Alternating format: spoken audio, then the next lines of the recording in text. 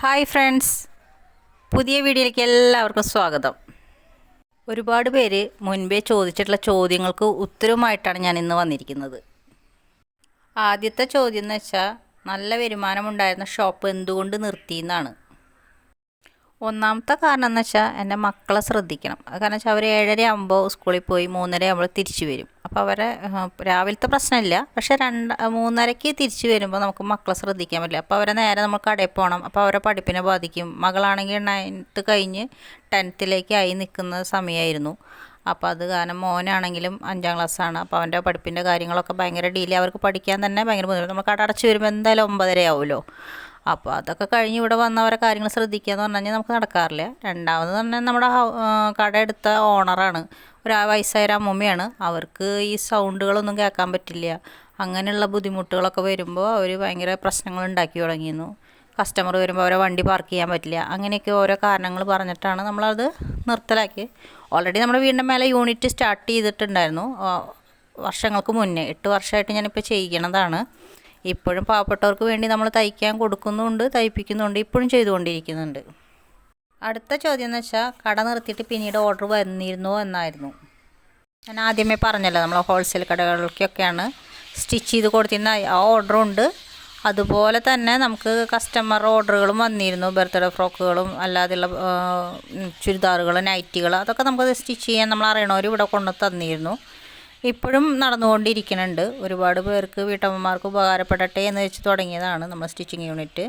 അതുപോലെ തന്നെ ഇവിടെ ഹോൾസെയിൽ കട സ്റ്റാർട്ട് ചെയ്ത ആൾക്കാർക്കും നമ്മൾ ഇതുപോലെ സ്റ്റിച്ച് ചെയ്ത് കൊടുത്തുകൊണ്ടിരിക്കുകയാണ്.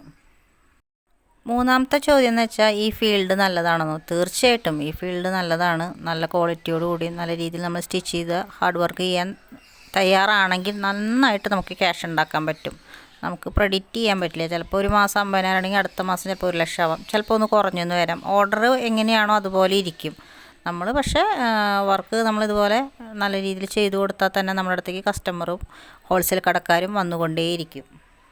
ചെറിയൊരു വർക്കാണെങ്കിൽ പോലും നമ്മൾ ആദ്യം തുടക്കത്തിലെ കളയരുത്. അത് പതുക്കെ പതുക്കെ ചെയ്ത് ഇമ്പ്രൂവ് ചെയ്ത് വലിയ വലിയ കടകളിലേക്ക് പിടിച്ച് ഓർഡർ കണ്ടെത്തണം. നാലാമത്തെ ചോദ്യം എന്ന് വെച്ച് കഴിഞ്ഞാൽ, ഈ ഫീൽഡ് തുടങ്ങിയപ്പോൾ എല്ലാവരും സപ്പോർട്ട് ചെയ്തോ? വീട്ടുകാരുടെ സപ്പോർട്ട് ഉണ്ടായിരുന്നോ? മറ്റുള്ളവരുടെ സപ്പോർട്ട് ഉണ്ടായിരുന്നോ എന്നാണ് ചോദ്യം. നമ്മുടെ വീട്ടുകാരെ നല്ല സപ്പോർട്ട് ഉണ്ടായിരുന്നു. നമുക്ക് എന്താ പറയുക, വീട്ടുകാരുടെ സപ്പോർട്ടാണ് ഏറ്റവും വലിയൊരു സപ്പോർട്ട് എന്ന് പറയാനുള്ളത്.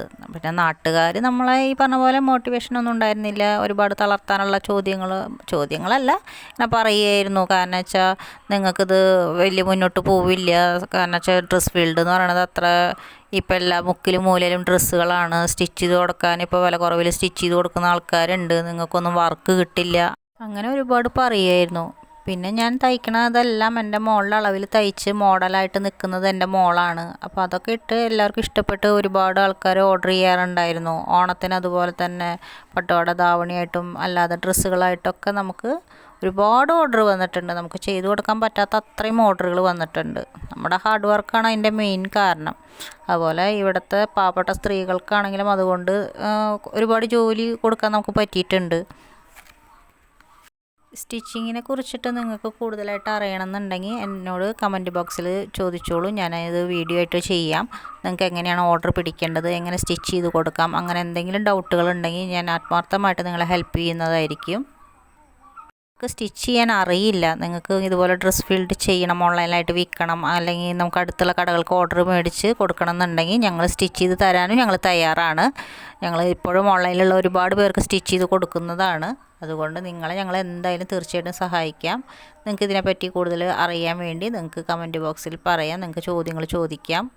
പിന്നെ ഞങ്ങളെ പറ്റിയുള്ള വല്ല ഡീറ്റെയിൽസ് പറയണമെന്നുണ്ടെങ്കിൽ അതും നിങ്ങൾക്ക് ചോദിക്കാം. വീഡിയോ എല്ലാവർക്കും ഇഷ്ടമായെന്ന് വിചാരിക്കുന്നു. സബ്സ്ക്രൈബ് ചെയ്യുക, ലൈക്ക് ചെയ്യുക, കമൻറ്റ് ചെയ്യുക. അടുത്ത വീഡിയോ ആയിട്ട് പിന്നെയും കാണാം.